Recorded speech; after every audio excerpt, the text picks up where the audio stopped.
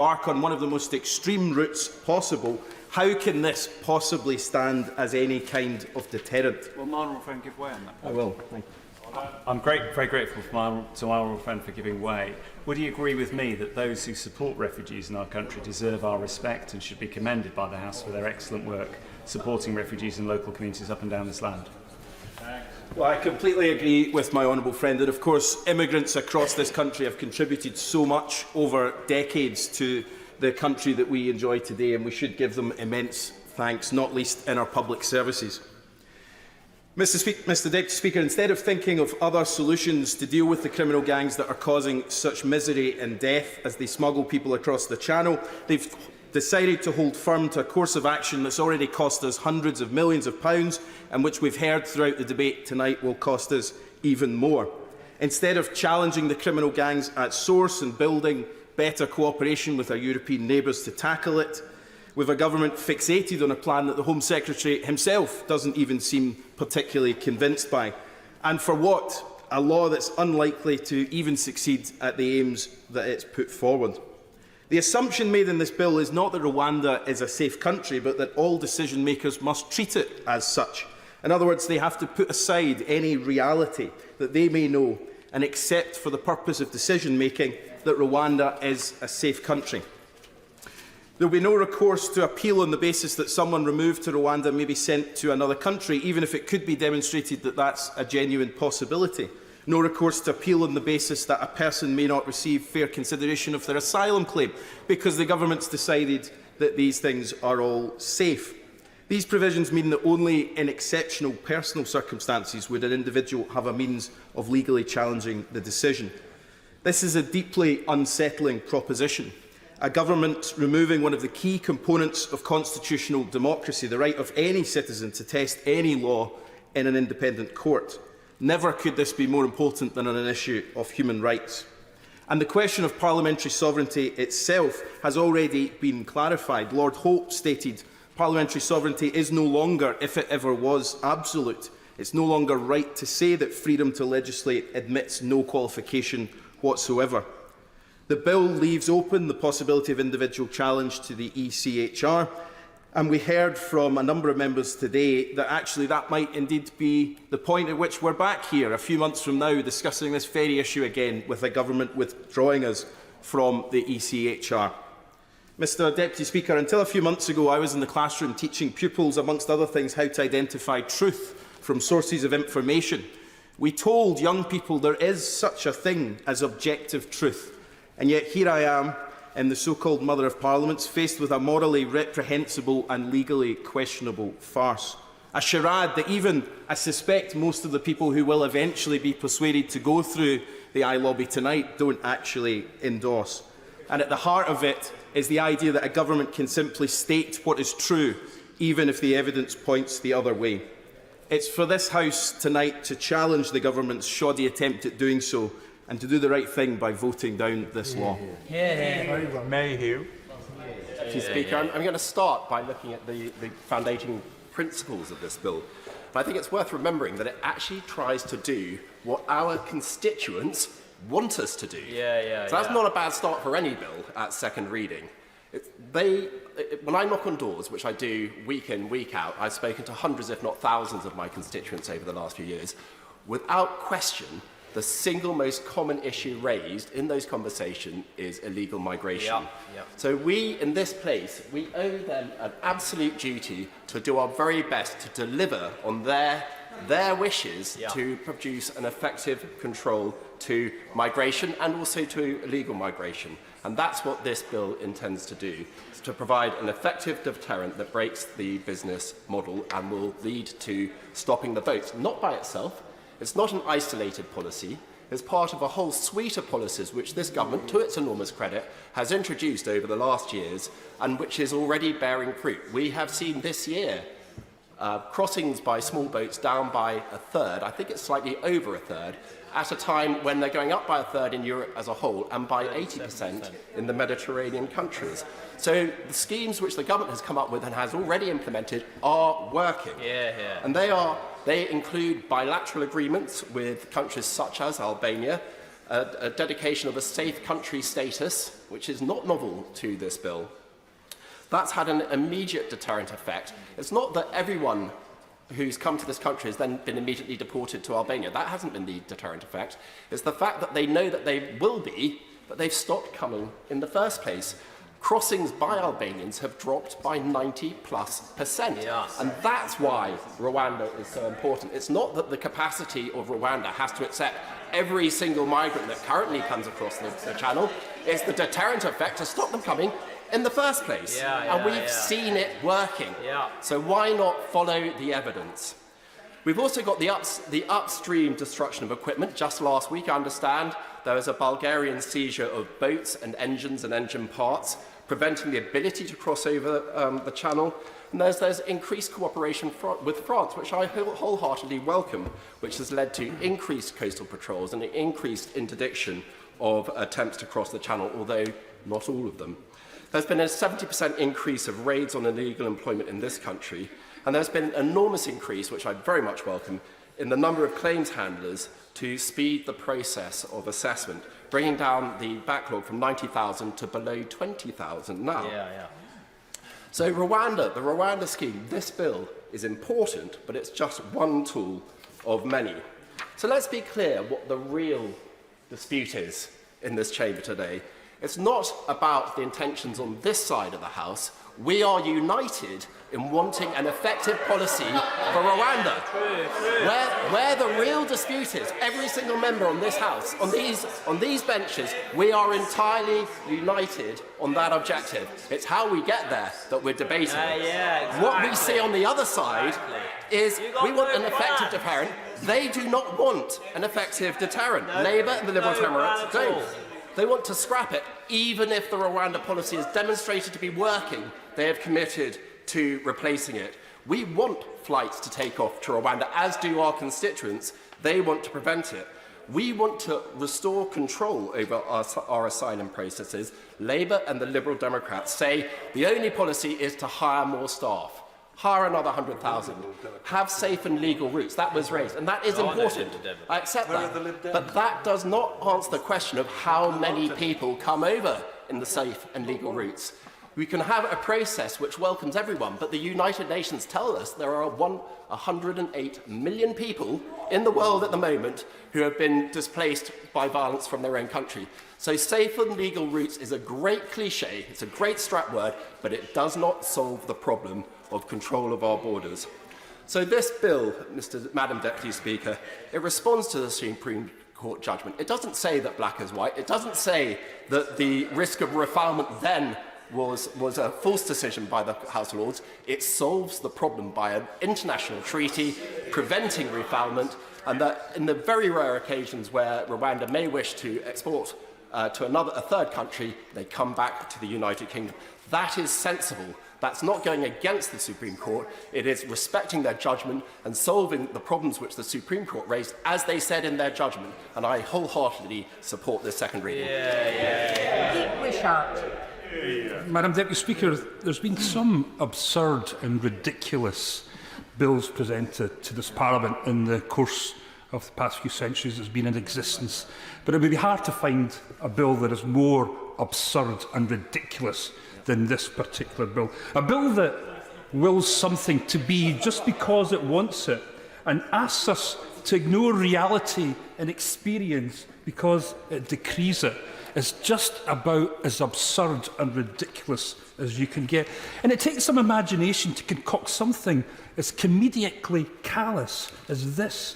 And it would take a particularly warped mind to actually think that this type of rendition is a solution to anything far less a sensitive and complex immigration problem. And I have to say, Madam Deputy Speaker, it's been totally dispiriting listening to some of the contributions for honourable gentlemen and ladies from across the bench. The dehumanising language, the talk of invasions and cultural wars, See, treating people as commodities to be dealt with, as scourges to be legaled away, it has been absolutely appalling. And I'll single out two speeches which I think are absolutely and utterly appalling, and that was a disgraceful speech from the honourable member from Don Valley, followed in quick succession by the former Home Secretary, the member for Newark. And all I'll say, Madam Deputy Speaker, is hasn't Rwanda played an absolute blinder? They must have seen them coming from thousands of miles away, soliciting hundreds of millions of pounds from this government, and apparently they're going to get another £100 million more. But they've done all this without taking one single deportee. Go Rwanda, you have made utter mugs of this chaotic government across the road. And nobody's won from the southern Rwanda, certainly not the wretched people who are going to be subject to this ongoing problem with getting onto these boats at the mercy of all these dreadful people who smuggle people across the channel.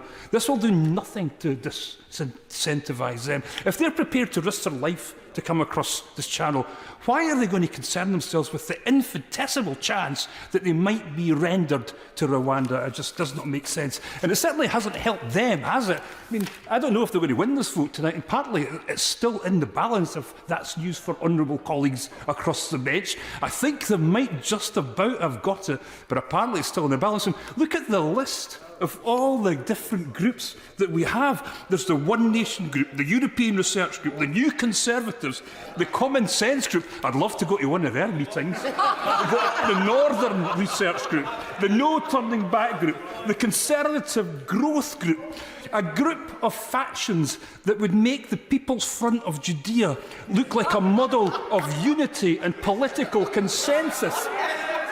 And this might be the very bill that would bring down this Conservative government. And what a hill to die on. An obsession with immigration, an obsession with stopping these small boats. And by God, they deserve to be brought down if this is a bill that's going to determine this. But here's a novel idea, Madam Deputy Speaker. Why don't we start to consider immigration as some sort of opportunity and potential boost to our society and community? Why don't we design safe and secure means to harness international talent? It seeks to flee conflict and carnage in their own country. We live in a world where the movement of peoples has never been so far-reaching and so profound. And one thing that the honourable member from Newark said is that this is going to be an ongoing feature of the international community. This is going to be something that we'll have to deal with, not just for this decade, but for the rest of the century. Can we not be imaginative about solutions? Can we not look to see if there's benefits to be given by people who are the cream of their countries coming to this nation? Are we all about stopping borders, stopping people coming here, making life as miserable for the poor souls that manage to end up on our shores? I'm just pleased that this is not in my name. It is not in the name of the people of Scotland. And if we ever were in control of our immigration policy, everything that they're proposing and presenting would be the exact opposite of what we would do. Scotland rejects this. My constituents want nothing to do with this. I will proudly and defiantly be voting against this evening, and that will be in the name of the people that I represent, and I know that I will be joined by colleagues. What a disgraceful bill. What an appalling piece of legislation. It deserves to be shoved right in the furthest bin from the furthest corner of this country. Just to advise colleagues that I will be starting the wind-ups at 6:30. Kevin Foster. Well, thank you, Madam Deputy Speaker. It's somewhat comic to get a lecture on unity and financial probity from the Scottish National Party, to say the least.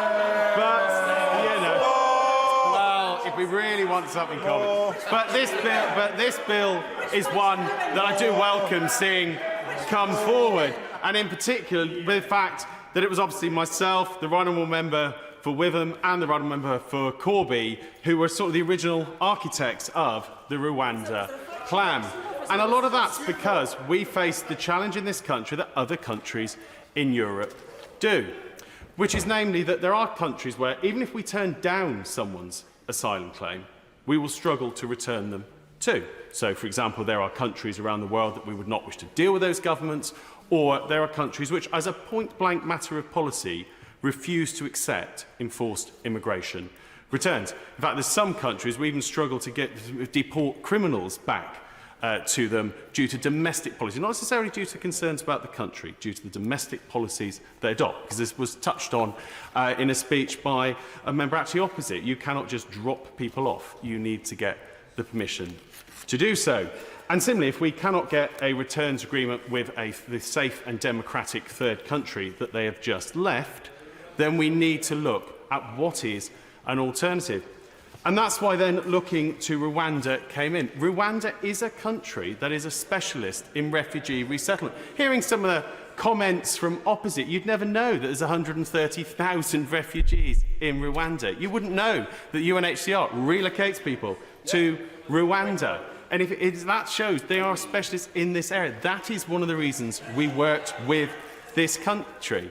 And in terms of looking at the Supreme Court's recent ruling, the Supreme Court's ruling was not based on the idea that Rwanda was inherently unsafe. It wasn't based on the idea that if someone went to Rwanda, they'd actually be in danger in Rwanda. It was what was the potential for refoulement elsewhere. I expect many of the people citing the Supreme Court judgment probably didn't bother to listen to it.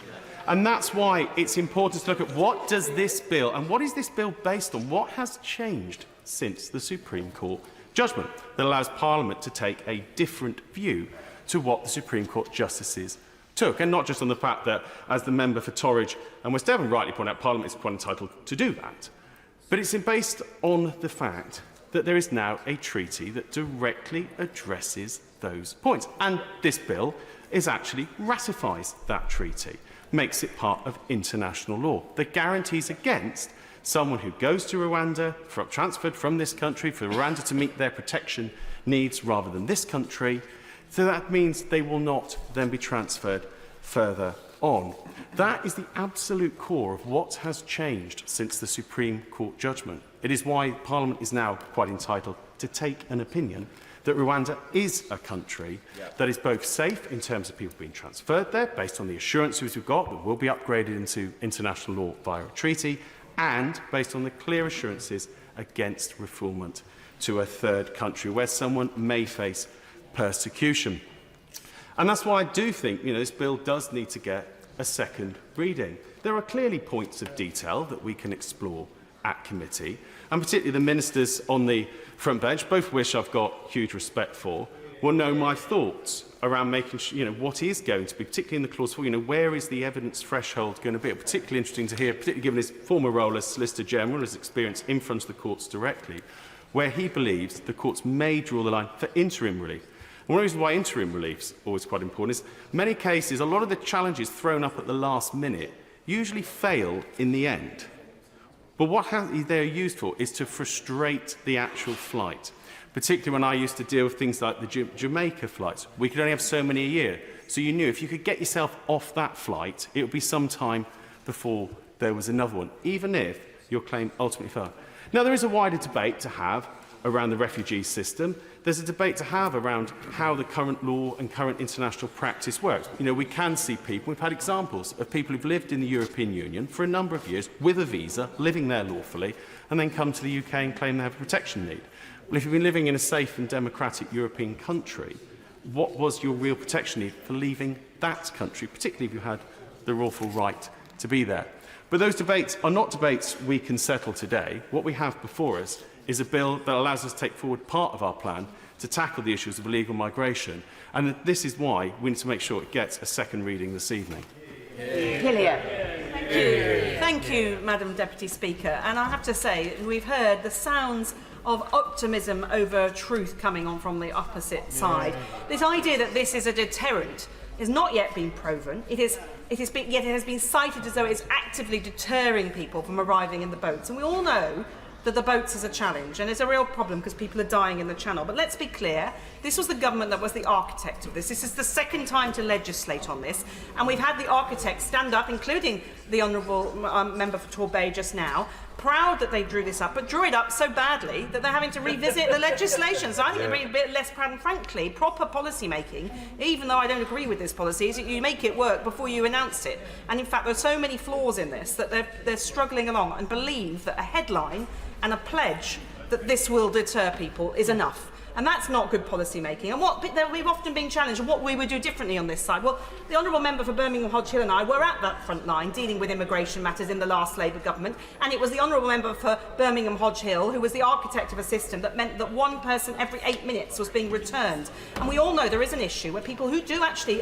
people come to my constituency, they've reached the end of the line, they know it. We talk about voluntary return, and yet it's really difficult to do that when the Home Office doesn't return your documents and you've got all of those problems. So these are people who actively want to leave because they know that's the only option now for them, and they can't do it. I mean, this government has got to look much better at the existing system that it's working. It is 13 years of downgrading the asylum system, the immigration system generally, and now all those extra people have gone into dealing with the backlog of asylum cases, of which there are 20,000 legacy cases still left. And was it the 13th of December the Prime Minister said it would get to zero? Well, he's missed that target, and there's 160,000 of people who've been backing up in the asylum system. Plus, in my constituency, all of those people, including a top surgeon, people coming in on work permits, people on student visas, all behind in the queue because all of the Home Office effort is going into the Prime Minister's pledge to deal with the backlog. Yeah. So you're just creating more chaos in the entire system, and that is not working. But my right honourable friend, the member for Kingston upon Hull, touched on the money. And of course, on the Public Accounts Committee, we have been trying to look at the money on this issue. I won't go through the figures because she has already said them, but in a five-year plan, and we have no figures for how much money will go to Rwanda in years 4 and 5. We asked the Permanent Secretary, both myself and the Right Honourable Lady and other members of the Public Accounts Committee yesterday. He would not be forthcoming on that figure, and he only released a figure to us when it was leaked to the International Monetary Fund by the investigations happening about why that was. That is a ridiculous way, and it is not normal parliamentary protocol to release information about major projects, especially when we're voting on them in this House, in the annual report and accounts. Just to give some colleagues who may not follow with the same enthusiasm as members of the Public Accounts Committee, the annual accounts of departments, the accounts for the financial year we're in will be published to Parliament July of next year. 15 months after the £100 million was allocated this year. That is not scrutiny. What we have with other areas, and I look at the Minister to answer on this point, or take it back to the Home Secretary, is other projects. We will get 6 monthly or even more frequent updates to the House, through committees or laid in the House, and that is not uncommon. And yet his Permanent Secretary was saying it's a normal way to do it just through the accounts. We need to see more scrutiny of this issue. If it's a flagship government policy, there is nothing to hide, so let us see those figures, and we, as both our sister committees, will work together on that issue. So it is really important we do that. And we need the tackling the backlog, we need transparency on the numbers. And I would also be grateful if the Minister could be clear if there are any conditions attached to the money going to Rwanda. We got a useful breakdown from the Permanent Secretary and Committee yesterday, which I won't repeat, but it's on the record from a committee meeting yesterday. But is there anything that if the Rwandans spent it on would be out of order? So what it spent on was reasonable things like education, health and so on. But is there anything that the Rwandans cannot spend, the money that's given to them by the UK? It would be very helpful to know that. And also there was an expression of interest in a contract for Manston and Western Jetfoil. This is a £700 million contract for the first 6 years of this. Could extend to be worth 1.16 billion over 10 years. And this is money to improve those reception centres, which definitely need improving. But the facilities are expected to be active, according to that pre-tender document, between 2030 and 2034.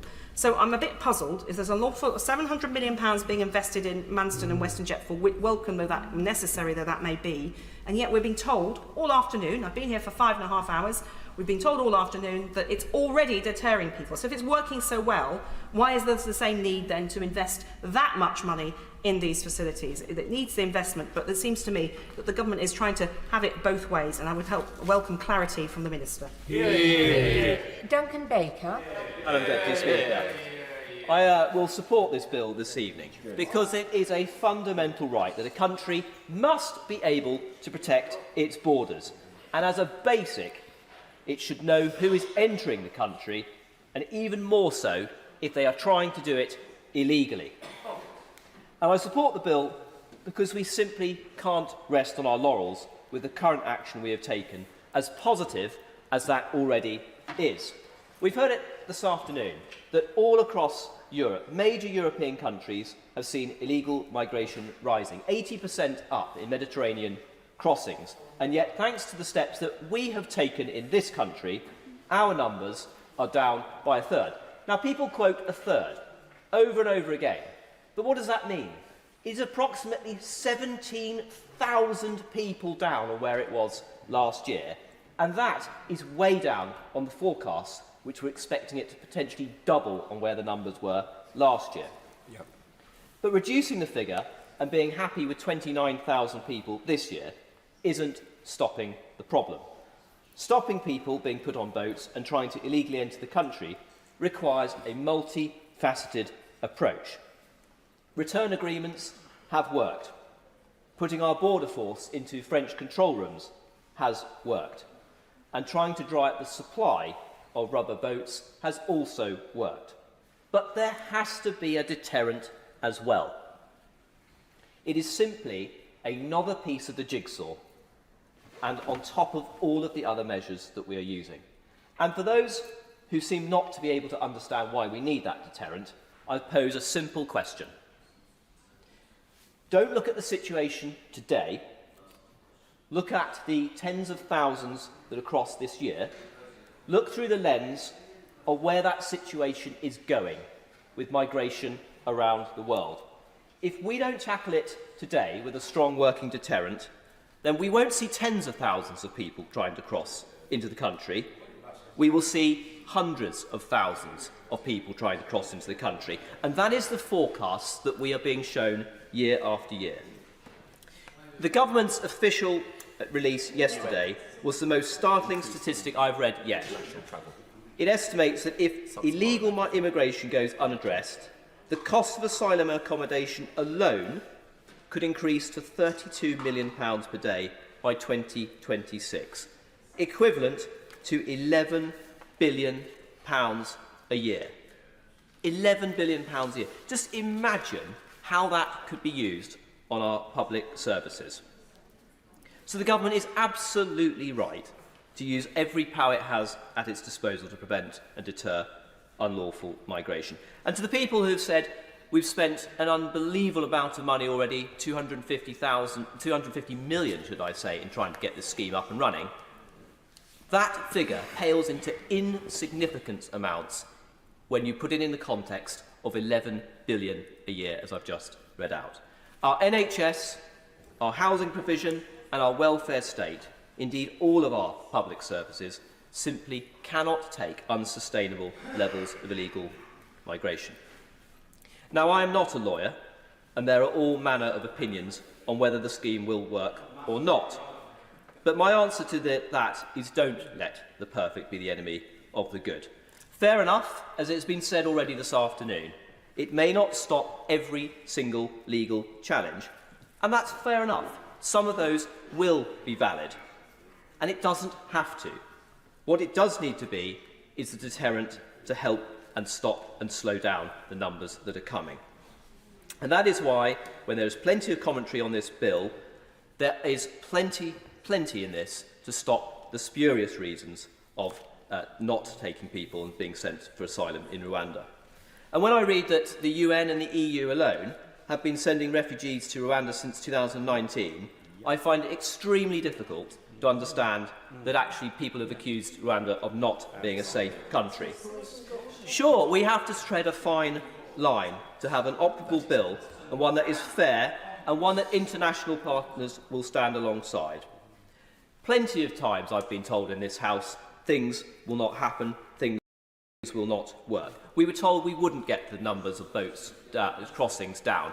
We have by a third. Everybody said we would enter a recession. We didn't enter a recession. Everybody said that we wouldn't halve inflation. We have halved inflation. This government has done many, many things in the last year which we were told were simply unachievable, and we have achieved them, and that's why we'll back this bill tonight.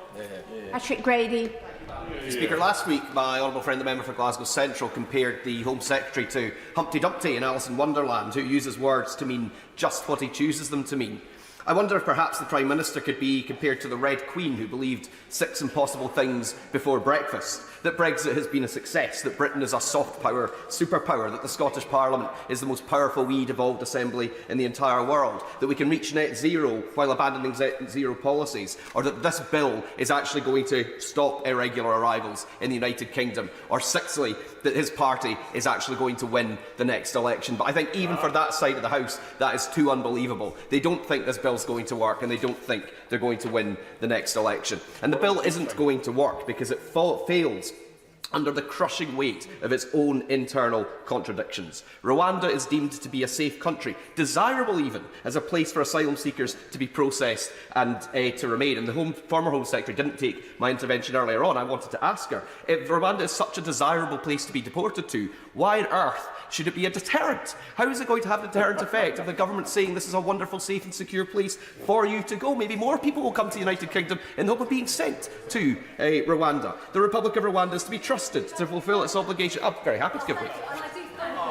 Speaker for giving way on that. Because I think he must recognise that Rwanda has successfully resettled over 130,000 people, and that's through international institutions and norms. Yes, so Honourable gentleman, to keep within the 5 minutes. He's taken an intervention, but Patrick Gray. So I think I've just heard the former Home Secretary encouraging more people to come to the United Kingdom so that they can be settled in Rwanda.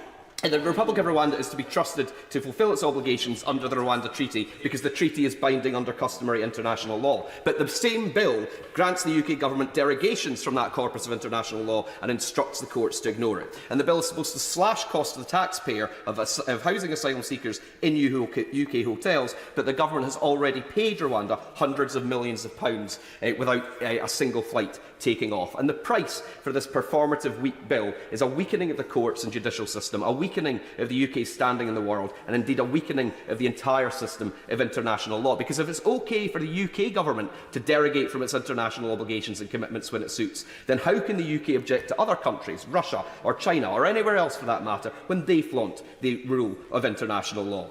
The bill is supposed to be an assertion of parliamentary sovereignty, as if Parliament asserting particular statements simply makes them true. Well, to pick up on the theme from the member for Rutherglen who spoke earlier, perhaps then the Prime Minister should have simply brought forward a flat earth bill to assert that the earth is flat and the Home Office is empowered to simply push people and unwanted asylum seekers off the edge of it and into the cold vastness of space. Now, it might come as a surprise and perhaps even a disappointment to some elements of the Conservative backbenchers, but the earth is not flat. The earth is round, and if you keep pushing people in one direction, eventually they will come back to you.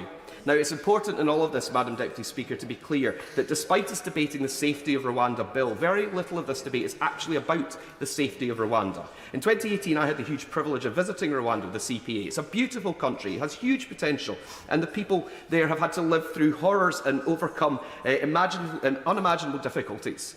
But for wealthy tourists and those who fly in to go on safari and stay in nice hotels, Rwanda is indeed a safe and welcoming country.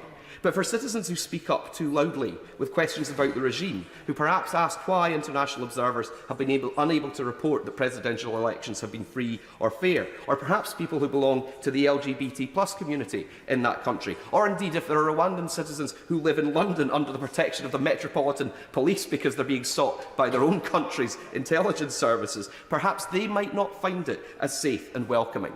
And whatever the bill might say, the UK Supreme Court has made a finding of fact that asylum seekers sent to Rwanda are at risk of refoulement, and simply saying they're not doesn't change that fact. Really, though, the question of the safety of Rwanda is a distraction. The very principle or idea of forcing people to move to another country, to any other country, against their will, should be enough to oppose the government's policies. People seeking asylum have chosen to come here to the United Kingdom for good reason, perhaps because they have friends or family, or perhaps simply, yes, because they do speak the language. But if someone has chosen to seek asylum here, they should be assessed here, and if their claim is valid, they should be allowed to remain. And if their claim isn't valid, then by definition, it ought to be safe to return them to their country of origin. Perhaps the most remarkable thing, Madam Deputy Speaker, is that this time last week, this bill didn't even exist. In less than 7 days, the Prime Minister has brought himself, and possibly his government and party, to a crisis point entirely of their own making. It's a bill that nobody wants and nobody likes. It's another creaking internal Conservative contradiction. Too extreme for the mainstream of the party, not extreme enough for the Red Wallers, the ERG and the Maastricht rebels who simply can't get enough of the sweet dopamine hit that comes with rebelling against the party and getting invited onto all kinds of podcasts. Some of them have been at it since the 1990s, and they just have to keep getting more extreme in their rebellions to achieve the same hit. Well, Scotland wants none of it, Madam Deputy Speaker. The constituents I hear from in Glasgow North and the constituents, indeed, who are refugees, want to play a full and active part in our society and economy. If the government wants bills that will change the actual reality of the situation, they can devolve the power over immigration to the Scottish Parliament, or they can give us the chance to choose a better, fairer future that respects human rights and global citizenship by becoming an independent country in a referendum. Richard Graham. Madam Deputy Speaker, I would say it's a pleasure to follow the member for Glasgow North, who served on the Westminster Foundation with me. But he did rehash quite a lot of what was said on the benches opposite, with various misunderstandings and inaccuracies, and had his moment of fun trying to describe different groups of colleagues on this side. But let me pull him back to something that he will recognise, as I think all colleagues in this House will. A conversation I had with a distinguished, recently retired UN senior official, and previous to that, British ambassador in several countries in Africa. And he not only painted for me, but also described for me factually the statistical possibilities of what is going on in that great continent in the moment. And he described vividly the combination of civil wars, mismanagement, instability, insecurity, climate change challenges and food shortages, which are affecting millions of people in Africa. And of course we know that is also added to the incredible level of insecurity in the Middle East and indeed further east from there as well.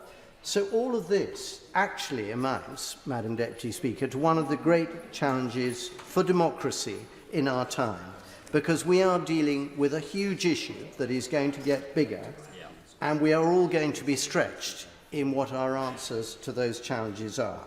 It is not just us in the United Kingdom, as we know. There are issues happening in the Netherlands, Hungary, Italy, France, Denmark, France, you name it. All our European neighbours are wrestling with similar challenges.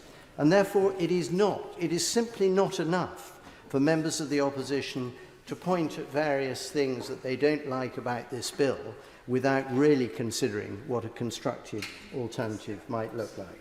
When, for example, the member for Edinburgh East said earlier that immigration should be looked at as an opportunity to be seized, not a problem to be managed, he is right in part, but he would be more convincing if county after county in Scotland were taking more asylum seekers now and putting up their hand to the government of the United Kingdom in order to take more. Because the truth is that it is, of course, also a challenge to be managed. So, as part of a practical response, because we do not outsource immigration to people smugglers, the point of stopping the boats and the point of the Rwanda Safety Bill is to have, in effect, a trailblazing role to play, not just for us, but for other countries. Because on balance, I believe that we will see more of such agreements rather than this being the only one. And while I've always taken the view that none of us can be sure that the Rwanda scheme will work in terms of the numbers of asylum seekers who will transfer to Kigali, keeping an open mind and not assuming, to quote the Labour amendment today, that this won't work to tackle smuggling gangs, won't work to end small boat crossings, won't work to achieve the core purposes of the bill, while only applying to less than 1% of those who claim asylum, is fundamentally wrong. And we can show that in a number of different ways. The first one is, will it actually act as a deterrent? Well, Migration Watch says it will be a powerful deterrent if illegal migrants are swiftly and continually sent to Rwanda. So how many would we be able to send? Well, the Rwanda spokesman himself said only a few days ago that we are ready and willing to take in as many people as the UK is able to send. So for all those people on the other side who talked about 100 or 200 people going, that is not at all the potential of this scheme. And as other people have mentioned, I'm sorry, I can't take any intervention. As other people have mentioned, Rwanda is already hosting 130,000 asylum seekers, and UNHCR itself has 1,700 Libyans there. So clearly the numbers are not the fundamental issue with this proposal. And so in terms of what has been raised by others, we've had a lot of red herring sound bites about can't work, won't work, unprecedented. No, there are precedents. And in fact, the Labour Party know this better than anyone, because the Mother of the House, the Right Honourable Member for Pakenham and Camberwell in 2001, was in a very similar position in not being able to confirm to the EHRC that we were necessarily compliant as a government in a proposal that she was putting forward. We know that the Blair government talked to Tanzania about something similar as part of the Nationalities Act of that time.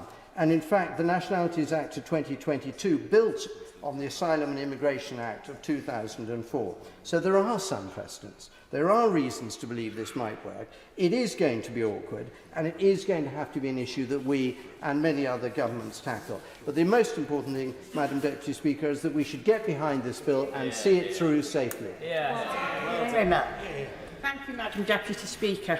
Rwanda is not a safe country.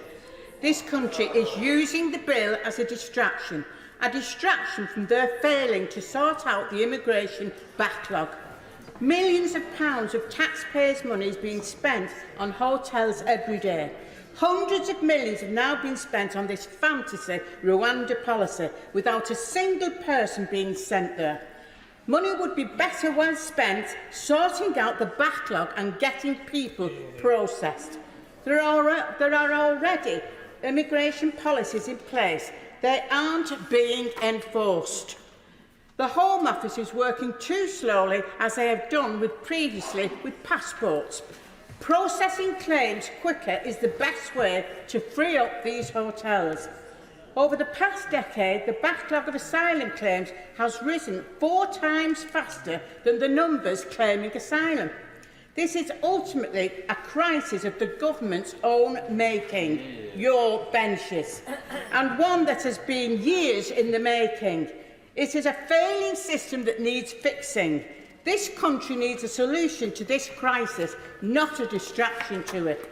This bill is claiming Rwanda is a safe country because the bill says that is so. That is not the type of country Britain is. We are not like that. We people, we believe in the rule of law and obligation to international laws and treaties. The Rwanda government, Madam Deputy Speaker, has been involved in many questionable events across Africa, including the kidnapping and beating of dissidents abroad. The Rwanda policy is an attempt by the government to look tough and to distract the country from the sorry state that they've got us in. Even on the off chance the flights to Rwanda take off, they will deal with less than 1% of asylum claims. It is a Tory vanity project. It won't solve any problem. As a country, we are better than this. Labour's plan to tackle the criminal gangs directly with a cross-border police unit and clearing the backlog is the only way to stop the small boats. Vanity projects for headlines are not befitting a serious issue like we've got. The government should go back to the drawing board and we'll be here in a few months and a year, I'll bet. Thank you, Madam Deputy Speaker. There are sometimes some advantages to being the last speaker, and because the previous speaker was a little shorter, I shall lift the time limit as long as the Honourable Lady sits down at 6:30. Claire Hannon. I appreciate it's been a long day, a long debate. Perhaps the government could legislate a few extra hours for us all. It wouldn't be out of place with this pretty mind-bending bill from a government who continue to prioritise prejudice over objective reality. The member for East Antrim proposed to speak for my constituency of South Belfast, which does indeed have a relatively large, and I think the largest per head of population portion of the UK's asylum seekers, with our schools and our churches and our community groups trying valiantly to support people who the Home Office have left in hotels for many, many months at a time. Like me, those constituents have moral and practical objections to this bill, moral objections to the language being used to frame and to justify it, and to the demonisation of those who seek international protection in the UK, who have little or no opportunity to do that before they travel. Equally, they have practical objections to this bill because they know that it won't work.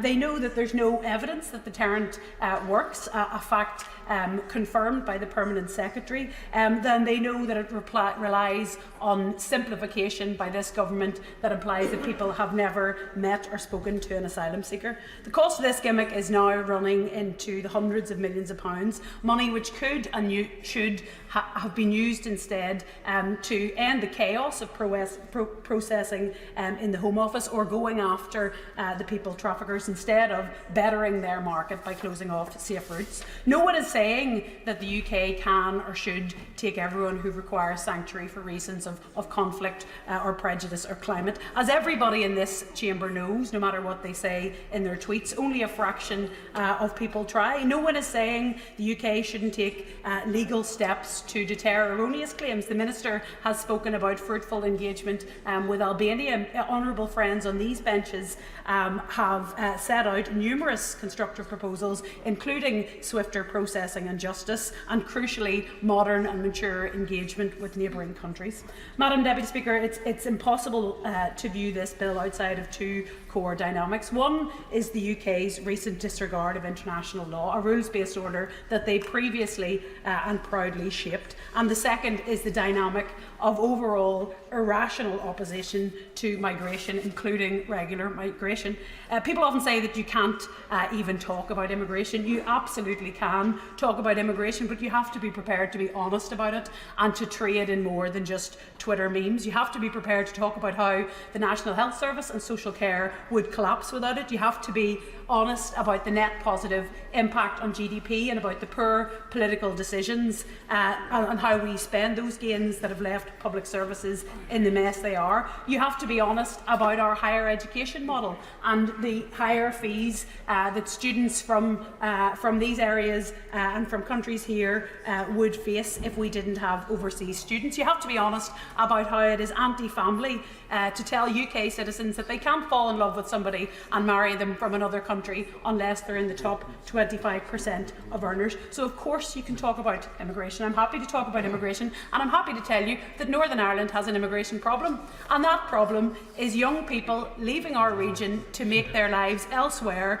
because they feel stifled and limited by the politics of our region, by intolerance, by prejudice and by refusal to accept difference. And I warn you that Britain risks losing its vibrancy and losing its talent if it further goes down this path, a path that I am glad to say the mainstream of British politics have honourably resisted, mostly until now.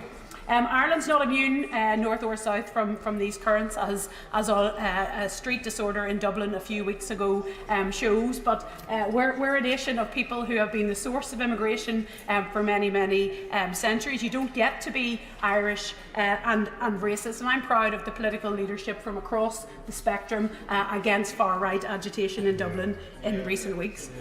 I want to briefly address the applicability of this bill in Northern Ireland. Human rights exist precisely to protect people from the type of politics that are behind this bill. Human rights frameworks exist to stop politicians degrading shared values for their narrow political interest. The protection of rights for everybody in Northern Ireland from all communities under Article 2 of the Windsor Framework has been welcomed across civil society. Even the UK government have called Article 2 uncontroversial. Not for the first time, I say thank goodness for the Good Friday Agreement, which has been a lifeboat for our region and some of the damaging, terrible politics of recent years. That's a large part of why so many people, including in this chamber, have desperately tried to undermine that agreement through Brexit. But thanks to that agreement, which the international community prevented this government from trashing under their previous two Prime Ministers, but it's thanks to that agreement that we do continue to enjoy, in theory, rights and protections that this government is so determined to burn for people in England and Scotland and Wales. But the existence of those rights has enraged the far right in Northern Ireland. A few voices who angrily prowl the internet seeking to suffocate anything or positive or humanitarian that happens in our region, who seem so desperate to strip legal rights away from everybody else. They'd like to legally review themselves, everything that can't run away. They are protesting that this miserable bill might not apply in Northern Ireland due to the Windsor Framework. I regret to say that in practice immigration law has already been applied in Northern Ireland without differentiation, as an upcoming challenge to the Illegal Migration Act will hear. Madam Deputy Speaker, we will oppose this bill and we will oppose other attempts to unite and balance the Conservative Party on the backs of the most vulnerable. The illegal migration bill failed to do that. The Nationalities and Borders bill failed to do that. This is just red meat for a common sense group with no common sense, a research group that does no research, and a star chamber that has no stars. This bill is for them and for no one else. Shadow Minister Stephen Kinnock. Thank you very much indeed, Madam Deputy Speaker. I rise to join the Shadow Home Secretary in moving the reasoned amendment in the name of the Leader of the Opposition. I'd like to start by sending my condolences to the friends and family of the asylum seeker who tragically died whilst on the Bibby Stockholm this morning. I'd also like to thank all those across the House who've sent their condolences to my family and I over the past 10 days. We've been overwhelmed by the flood of tributes and messages which have made us prouder than ever of what my mum was and all that she achieved. So it would be very tempting for me to respond by taking a more conciliatory approach to this debate today. But given the state of the legislation that's before us, and given everything that my mother stood for, I think she'd be absolutely appalled that such a thought might ever cross my mind.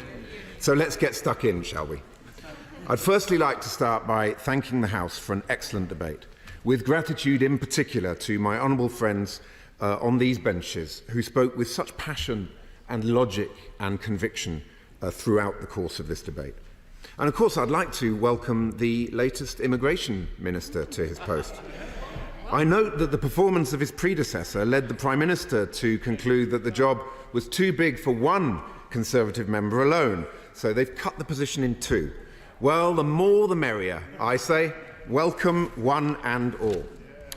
Madam Deputy Speaker, when I began in this post 2 years ago, my first opposite number was fronting the Nationality and Borders Bill, which effectively handed each asylum seeker who crossed the Channel a badge saying, "I am inadmissible for asylum," whilst making no provision for what practically could be done with those unprocessed claimants. And so they duly ended up in taxpayer-funded emergency hotels at a cost of £8 million a day. Next up was my second opposite number, with the illegal migration bill. It was rushed through Parliament, yet not a single one of its core measures on detention and removal have been enacted. The Act is on the shelf, gathering dust. And now we have my third opposite number, who's well and truly taken one for the team by agreeing to introduce this utterly absurd piece of legislation, a bill which his predecessor described as a further betrayal of Tory voters. So the deck chairs have been rearranged, but the Titanic is still steaming towards the iceberg. And perhaps the most remarkable thing about the Rwanda scheme is its origin story. Cast your mind back to April 2022, Madam Deputy Speaker. Boris Johnson was Prime Minister, but he was in the eye of the Partygate storm.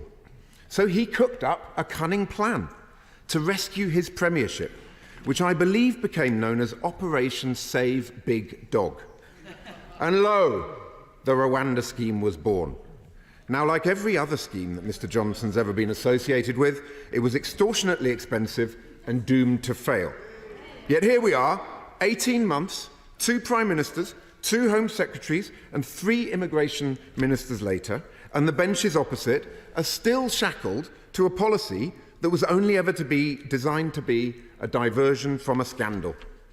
Now, true to form, the Rwanda scheme is still being deployed as a skin-saving operation, the only difference being that it's the current Prime Minister who is desperately trying to cling to power by burnishing his Faragist credentials to keep the circling vultures at bay. It really is déjà vu all over again. I turn now to the substance of this new Please, Please, Please Make Rwanda Safe bill, which is without doubt the most absurd piece of legislation I've ever seen, because it does nothing at all to make Rwanda safe. It just asserts that Rwanda is safe and that our courts are not allowed to say otherwise. It argues that black is white and white is black, that the grass is blue and the sky is green. Madam Deputy Speaker, in the spirit of this legislation, I'm thinking I might try to introduce a bill which deems that Wales actually won the Rugby World Cup recently. Further still, the Rwandan government is calling the shots. Having extracted 300 million, or today we think we heard 400 million, from the British government, Mr. Kagame is now instructing the Prime Minister not to do anything that might break international law. It really is quite extraordinary. How ironic that some on the benches opposite rail against our international legal obligations, and yet they seemed quite content to allow Kigali to dictate the terms of our asylum policies. So much for taking back control. And the upshot of this fiasco is that the Prime Minister has gone for a fudge. The Supreme Court judgment was his opportunity to stop flogging the dead horse that the Rwanda scheme has clearly become, but he has chosen not to take it. And he is not also prepared to go with the full-fat option that some on the benches opposite are urging him to adopt. So inevitably, his semi-skimmed formula satisfies nobody because, as everybody, from this side of the House to even the former Home Secretary have said, it is destined to fail, both legally and in operational terms. The fundamental contradictions at the heart of this bill are also quite astonishing. First, the Home Secretary told us from that dispatch box last week that the bill complies with international law. But the very first page of the bill confirms that he's actually not sure that it does. Second, the bill says that Rwanda is safe for refugees, but then also states that the government might need to offer refuge to asylum seekers from, checks notes, Rwanda.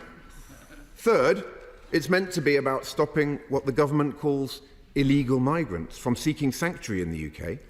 But if one of these asylum seekers commits a crime in Rwanda, then that person can be sent back to, checks notes again, the UK. Never mind Operation Save Big Dog, Madam Deputy Speaker, this bill is Operation Dog's Breakfast. But the Rwanda scheme is not only unlawful, it is also unaffordable and unworkable. Firstly, let's give credit where credit is due. The Rwandan government has played a blinder on this one, and they're laughing all the way to the bank. They really did see this Prime Minister coming. I mean, £400 million for absolutely nothing in return, no questions asked, really is a sweet deal. Although never let it be said that the party opposite has failed to get any flights off to Rwanda, because they absolutely have. They have proudly flown not one, not two, but 3 Home Secretaries to Kigali. So I guess you could say that so far it's £130 million per Home Secretary, which I'm sure the British people will see as an excellent use of their taxpayers' money. I will do. I think the honourable member, he will know that I work for his father and my daughter worked for his mother. Does he think that this whole facade is about a form of international development? They don't like international development. This is a way of actually targeting one country and giving 140, 200 million pounds. Well, I thank my honourable friend and thank you for his kind words as well. He's absolutely right that the vast majority of people fleeing war and persecution end up in neighbouring countries in the region in which their plight is generated. And of course we need to have an overseas development programme that is focused and is seeking through enlightened self-interest to ensure that we support those countries. Now, we're constantly told by the benches opposite that the Rwanda scheme will act as a deterrent, but that claim simply does not stand up to scrutiny, because Rwanda can take less than 1% of the asylum seekers who cross the channel in small boats. And when you're dealing with people who have already risked life and limb to get as far as northern France, it is inconceivable that they will be deterred by a 1% risk of anything. The Labour Party has therefore been steadfast in our opposition to this madness from the very outset. We on these benches are absolutely committed to stopping the Tory boat's chaos, but we will never vote for a madcap gimmick that is unaffordable, unworkable and unlawful. We have constantly said that the government needs to redirect the money that's being squandered on this nonsense into a cross-border police unit, a new returns unit, and a security partnership with Europol that can stop the Tory boats' chaos at source. And we have consistently called for the government to speed up decision-making and remove the 30% of asylum seekers who fail to get leave to remain, swiftly and safely. A small upfront investment in Labour's plan would save the taxpayer an enormous £2 billion. Our reasoned amendment sets out why this bill is a sham and what the government should be doing instead, and I urge all members across all benches to get behind it. And I trust that, in his concluding remarks, the Minister will confirm whether or not the government will be accepting any significant amendments at committee stage for this bill, because the House really deserves that clarity, Madam Deputy Speaker. Madam Deputy Speaker, the Conservative Party is no longer a serious party at all. It's a rabble, an alphabet soup of factions and cabals. The former Home Secretary is constantly on manoeuvres, and the former Immigration Minister is firing broadsides on a daily basis. And we have a Prime Minister who is so desperate to save his own skin that he apparently invited an outfit called the New Conservatives to number 10 for breakfast this morning. But, Madam Deputy Speaker, the reality is that the Prime Minister wasn't actually at the table at all. He was on the menu, consumed by the warring factions in his party, devoured by his own weakness and lack of judgment. Madam Deputy Speaker, our country simply cannot afford more of this chaos. We're in the midst of a cost of living crisis, and our public services are crumbling. But we have a Conservative Party that is at war with itself and completely incapable of governing. But the good news is that the Prime Minister does have a way out of this mess, Madam Deputy Speaker. He can call a general election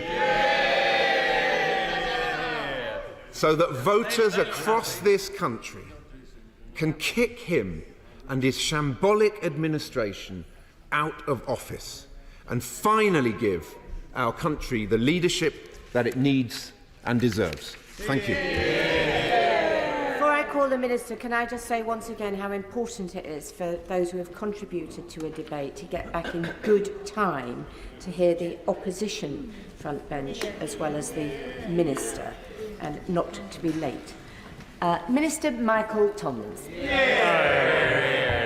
Madam Deputy Speaker, thank you very much indeed. May I first of all join the honourable gentleman, the member for Aberavon, my right honourable friend, the Home Secretary, and the Shadow Home Secretary, in sending my sincere condolences to the friends and families of the person who died on the Bibby Stockholm. May I also thank the honourable gentleman for his warm welcome to me. Madam Deputy Speaker, it's right to say that I have received from many colleagues on both sides of the House warm messages of congratulations on taking on this role, and I'm sure that at least some of them were genuine and that they meant it. May I also pay tribute to my right honourable friend, the member for Newark. May I pay tribute to for his work in this role, to him personally. May I say, perhaps within the privacy of this chamber, how sorry I was to see him resign, and how I welcomed and respected the work that he has done in this role, and how I look forward to working constructively with him in the future. It is right to say, and I agree with him, that there is a disagreement between us, but it is a good faith disagreement. He was right when he said that, and I agree with him. I agree with his point about the need for legal certainty, and I commit to working with him on that very point. But, Madam Deputy Speaker, may I take the central thrust of this bill and tackle head-on the point that the honourable gentleman has made? Because the point of this bill is to address the concerns that the Supreme Court set out on the 15th of November of last month. It is right to say that I respect the judgment of the Supreme Court. As a former law officer, Madam Deputy Speaker, perhaps you'd expect me to say nothing less. And it is because we respect that judgment that we have looked at it so carefully, that we have responded not just with this bill, which seems to have escaped many honourable and right honourable members opposite, but with a treaty, with an internationally binding treaty that my right honourable friend secured in Kigali last week. This bill was subsequently tabled, and we are debating it here at second reading. And that built, of course, on the Memorandum of Understanding that my right honourable friend, the member for Witham, secured all those years ago. And I will, if I may, come back to her speech. And I was very grateful for her contribution. But perhaps, Madam Deputy Speaker, I can pick up some of the threads of the debate in this way. What we have heard from some of the contributions is what I would phrase as the moral case for stopping the boats, the compassionate case for stopping the boats, the reason why it is a moral imperative that we stop these modern-day slavers, that we smash these criminal gangs who are trying to push vulnerable people across the busiest shipping lane in the world, where people have lost their lives. Those of us on this side of the House are determined to take action. We are determined to smash those gangs, the modern-day slavery of our time. And some have raised the monetary cost. Some have said, well, how much is this costing us? Well, I ask, what about the human cost? What about the human misery? What about the human misery that the slavers are actually driving people to? There is nothing compassionate. There is nothing compassionate about having an open borders policy, and that is what we have heard too much of today and in the past weeks and months. Can I address the point about the strength of the bill and the concern that many on this side of the House have raised, legitimately raised, about concerns about spurious claims that may be made, that some claims may be made about... Of course I'll give way to the Honourable Lady, Honourable Gentleman, specifically on the point of spurious claims. He has an Honourable Lady behind him who may be seeking to intervene in a few moments. To the Honourable Gentleman. Ever so much, Minister, and I'm grateful for you giving me. Can he tell the House, in his view, how many people will be deported to Rwanda next year? It will start off in the hundreds and it will scale up to the thousands. Can I say that I enjoyed his speech? Whenever he speaks, I always think he's a smile behind the grimace and behind the stare. I always enjoy speaking, and I always hear him being heckled, enjoy hearing him being heckled from this side of the House as well. Those on this side are anxious about spurious claims being made, about people asserting that they are unwell, that they are not fit to fly, when the contrary is the case. Can we say that those who are crossing in small boats, who actually are making the crossings, not those who are unwell, but those who are fit young men. 84% of those who are making the crossings are male. 77% of those are aged between 18 and 39. So I agree with my honourable and right honourable friends when they say they want to make this work, when they say they want to make it legally tight. That is absolutely right, and I want to join them in that endeavour. How could I refuse my honourable... So much. I'm most grateful. I wish to be a little formal about this, but will my right honourable friend seek a ruling from Mr Speaker that the long title and the scope of the bill will or may be amended to ensure that amendments may be moved and selected, at least by the government, and even by backbenchers, as on previous occasions? May I say directly to my honourable friend that I will continue to work with him on this. I will come back to his specific points, and I will come back and address, I hope, his very concern, perhaps specifically in response to his neighbour's points during the course of his speech as well. May I pick up my right honourable friend, the member for Witham, who actually spoke powerfully and directly about her contribution to this, as well as my honourable friend, the member for North Norfolk, my honourable friend, the member for Torbay, and others as well. Because she said rightly, she talked about the UNHCR and the EU. Let's debate this. Let's have this point. Because the very day after the UNHCR were advocating in the Supreme Court that Rwanda was not safe, how galling was it to see that the UNHCR itself sent 168 refugees to Rwanda, 168, the very next day, as a part of the hundreds of thousands, a scheme that is already up and running. And supported and backed by the EU to the tune of millions of euros. Exactly. And we need to hear more of that, and I'm very grateful to my honourable friend. Let me come to contributions in the short time that I've got left from honourable and right honourable members. The honourable member for Strangford and the right honourable member for East Antrim raised a specific point that I want to address head on. This bill will apply in full in Northern Ireland in the same way that it does in the rest of the United Kingdom. It is explicit, it is on the face of the bill, and will always be the case, reflecting that immigration policy is a UK-wide matter. I want to be particularly clear that nothing in the Windsor Framework or the TCA agreement affects that. Where people have raised concern is around the rights chapter of the Belfast Good Friday Agreement. In addition, I want to be clear that the rights chapter of the Belfast Good Friday Agreement does not affect any clause within this bill in any way. I think I have time to address the specific concern that the honourable member for Strangford raised earlier on in the debate. It is important to be clear the 2005 Procedures Directive is not within the annexes of the Windsor Framework. Yes, of course, I give it.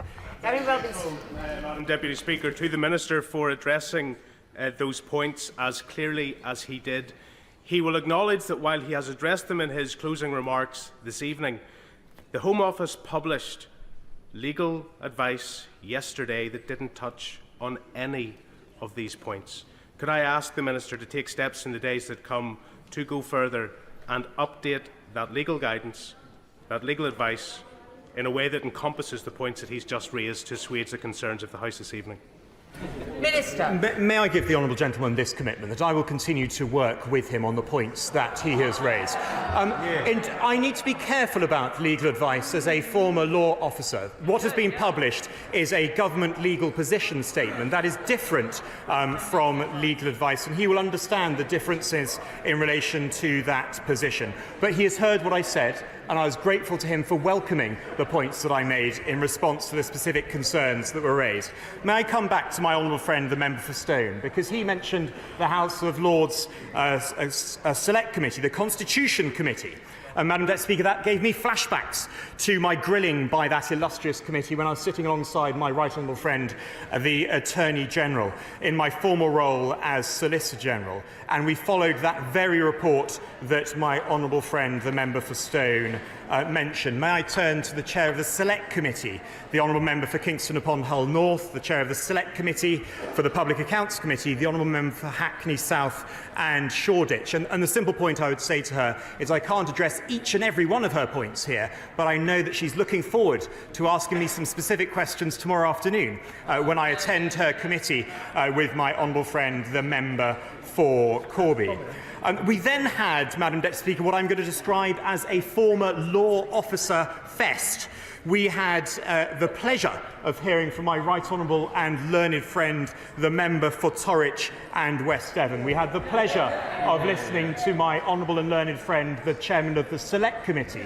We had the pleasure of listening and hearing from my predecessor, my illustrious predecessor, my right honourable and learned friend, the member for Swindon South. And I'm pleased to say that I am now a former law officer as well. And we therefore have a joint endeavour and a joint interest in making sure that this legislation works. I've mentioned my right honourable friend, the member for Witham, and I've mentioned her important point about Rwanda and the rather patronising tone that is sometimes raised by members opposite when it comes to our international partners who have signed up to an internationally binding legal treaty with this country. Oh, of course I'll give way.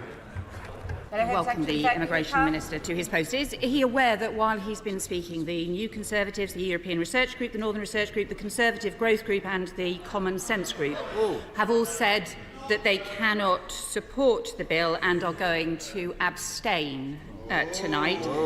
Does he accept that this looks like the Prime Minister's breakfast meeting was a total failure? And does he accept this is just complete civil war in the Conservative Party? Madam Deputy Speaker, the answer is no, no and no. I am here. I have been in the chamber. May I I turn to my right honourable friend and neighbour, the member for Bournemouth West, and may I thank my constituency neighbour for his delivery, for a powerful and compassionate speech, as he always gives. May I turn to my right honourable friend, the member for Clwyd West.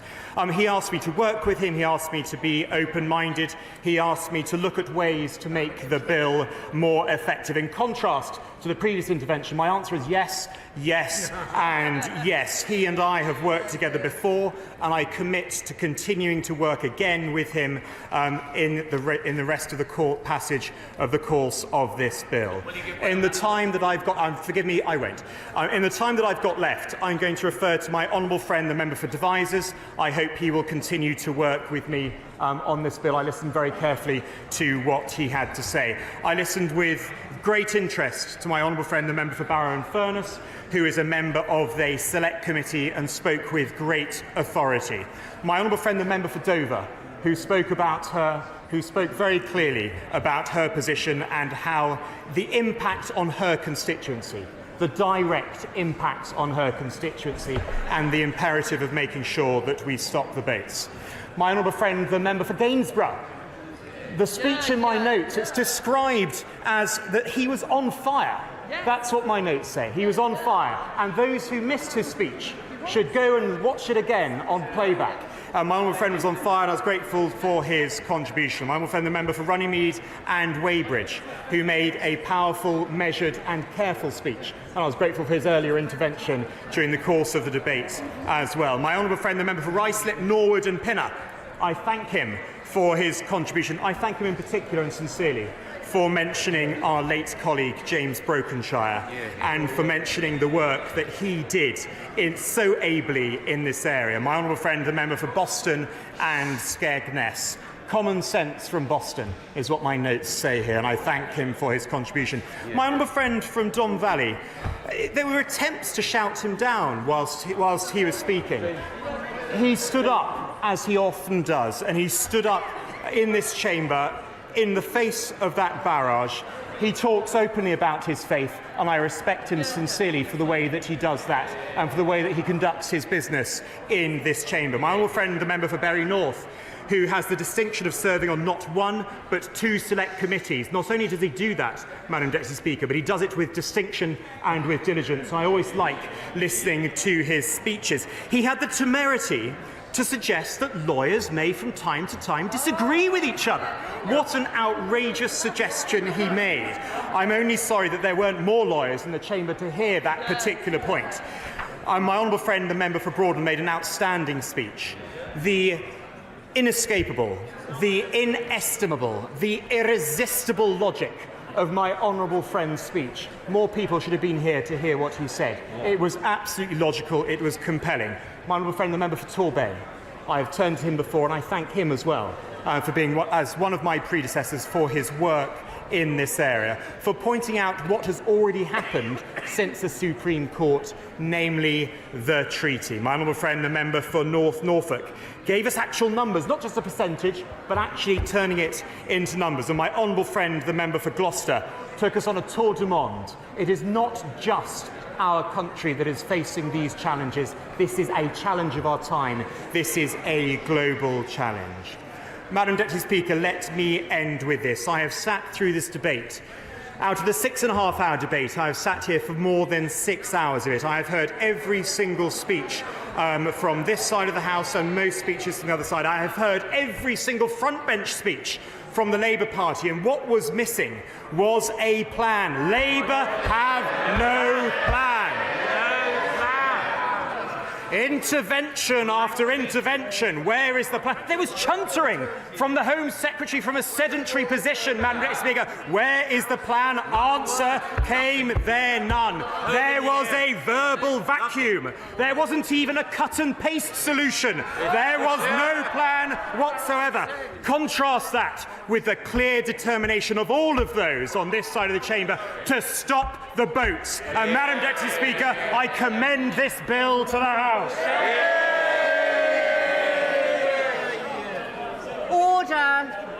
Order. The original question was that the bill be now read a second time. since when an amendment has been proposed, as on the order paper. The question is that the amendment be made. As many as are of that opinion say aye. Aye! Contrary, no. Division! Clear the lobby.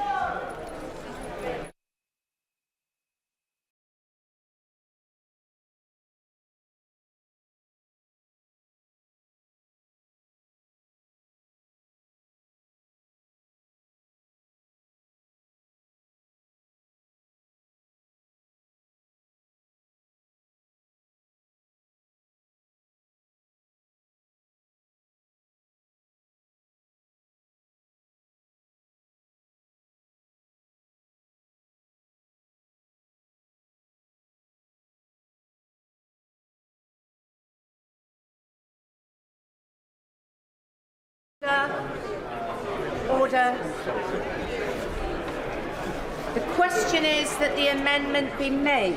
As many as are of that opinion say aye. Aye. Contrary, no. No. Tellers for the ayes, Jeff Smith and Colleen Fletcher. Tellers for the noes, Mark Fletcher and Amanda Soloway.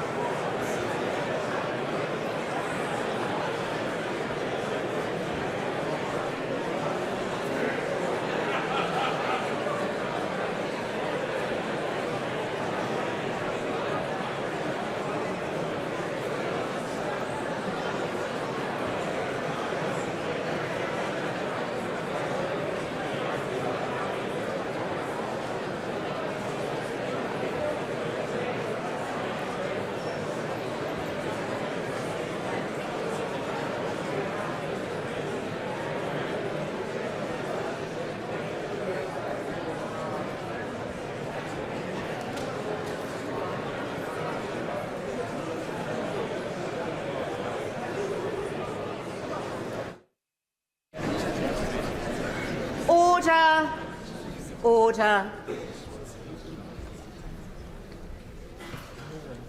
The ayes to the right, 269. The noes to the left, 337.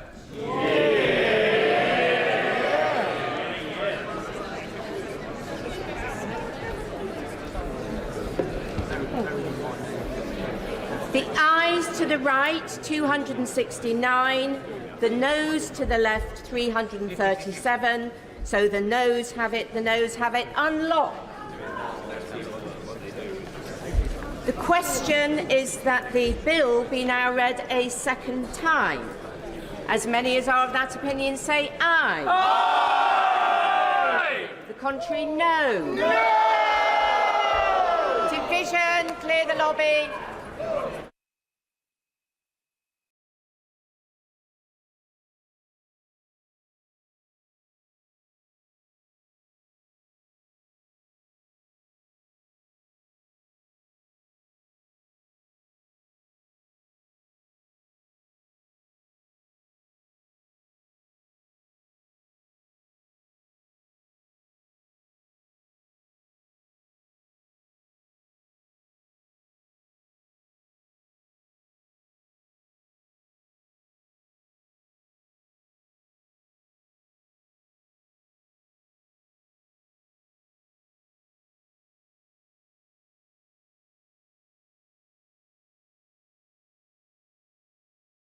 The bill be now read a second time. As many as are of that opinion say aye. Aye. Contrary, no. No. Tellers for the ayes, Mark Fletcher and Amanda Soloway. Tellers for the noes, Colleen Fletcher and Jeff Smith.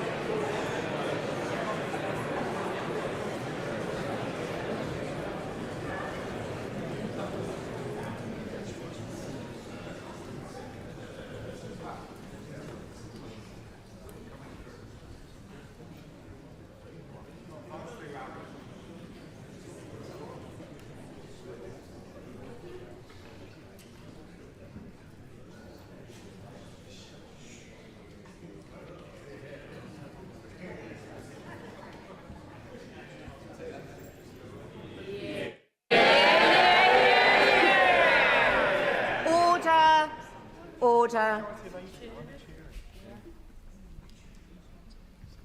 The ayes to the right, 313. The noes to the left, 269.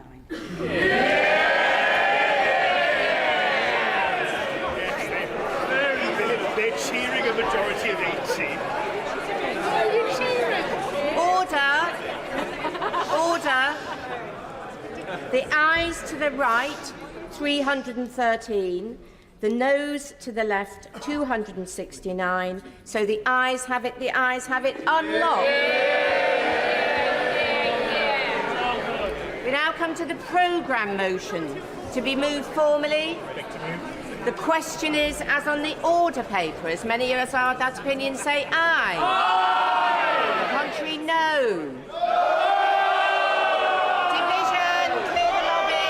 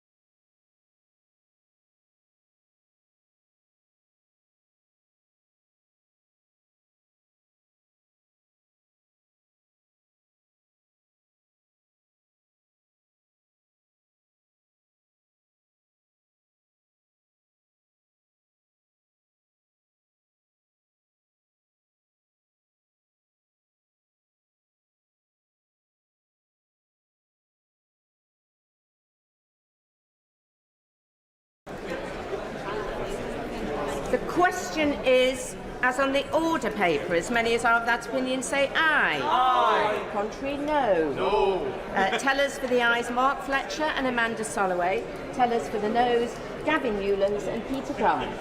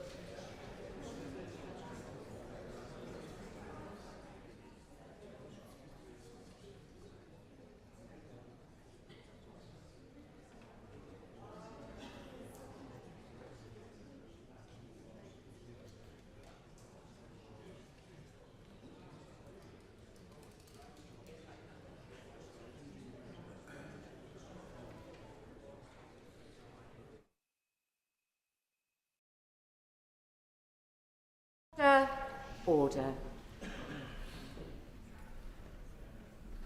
The ayes to the right, 332.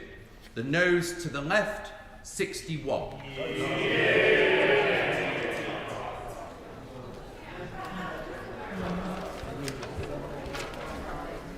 Thank you. The ayes to the right, 332. The noes to the left, 61. So the ayes have it, the ayes have it. Unlock. Order. We now come to the representation of people Northern Ireland. Motion number 3. Minister to move. The question is, as on the order paper, as many as are of that opinion say aye. Aye. The contrary, no. No. No. The division is deferred until tomorrow. We now come to motion number 4 on public service pensions. Minister to move. I beg to move. The question is, as on the order paper, as many as are of that opinion say aye. Aye. The contrary, no. I think the ayes have it, the ayes have it. We now come to motion number 5 on income tax. Minister to move. I beg to move. The question is, as on the order paper, as many as are of that opinion say aye. Aye. The contrary, no. I think the ayes have it, the ayes have it. We now come to motion number 6 on retained EU law reform. Minister to move. I beg to move. The question is, as on the order paper, as many as are of that opinion say aye. Aye. The contrary, no. Aye. The division is deferred until tomorrow. We now come to motion number 7 on energy. Minister to move. I beg to move. The question is, as on the order paper, as many as are of that opinion say aye. Aye. The contrary, no. I think the ayes have it, the ayes have it. We now come to motion number 8 on police. Minister to move. I beg to move. The question is, as on the order paper, as many as are of that opinion say aye. Aye. The contrary, no. I think the ayes have it, the ayes have it. We now come to motion number 9 on agriculture. Minister to move. I beg to move. The question is, as on the order paper, as many as are of that opinion say aye. Aye. The contrary, no. I think the ayes have it, the ayes have it. We now come to motion number 10 on police. Minister to move. I beg to move. The question is, as on the order paper, as many as are of that opinion say aye. Aye. The contrary, no. No!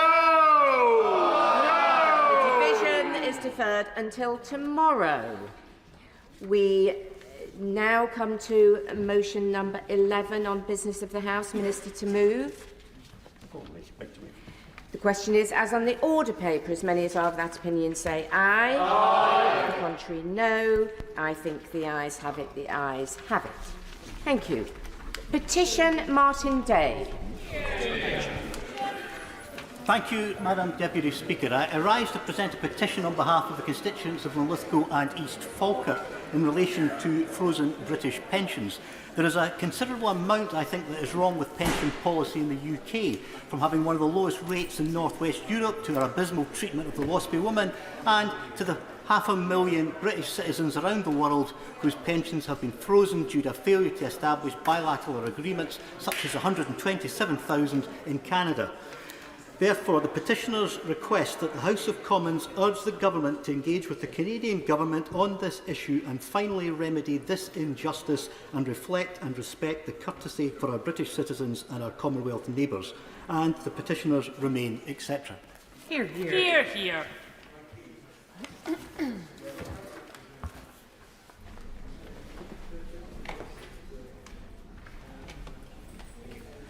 Petition frozen British pensions. Petition Scott Benton.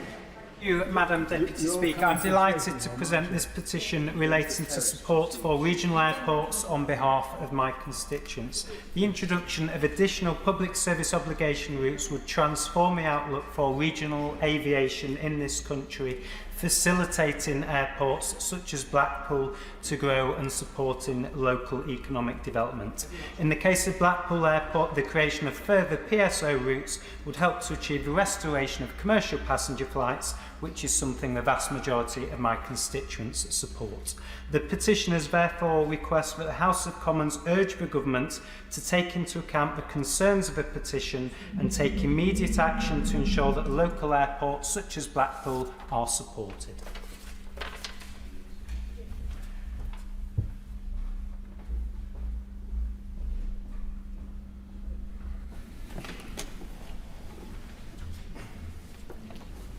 Petition public service obligation routes. Petition Munira Wilson. Thank you very much, Madam Deputy Speaker. I rise to present a petition about Thames Water's Teddington direct river abstraction proposals to draw water out of the River Thames in times of drought and replace it with treated sewage. I sincerely hope the ministers will listen to the over 700 residents who have signed this petition, almost 30,000 people who have signed the Change.org petition, and the many hundreds who responded to the company's consultation on the Water Resources Management Plan, all of whom are deeply concerned about the significant environmental, social and construction impacts. The petitioners therefore request that the House of Commons ask the Government to remove the Teddington Direct River Abstraction Scheme as an option in the Water Resources Management Plan, which is currently under review by DEFRA.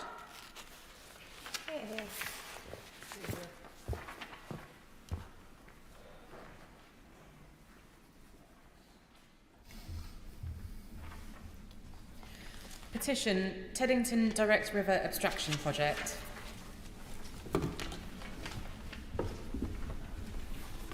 I beg to move that this House does now adjourn. The question is that this House do now adjourn. Hannah Barder. Thank you very much, Madam Deputy Speaker, and I am incredibly grateful for the opportunity to hold this debate and for the flexibility of the Speaker's office in moving this when I was ill last week.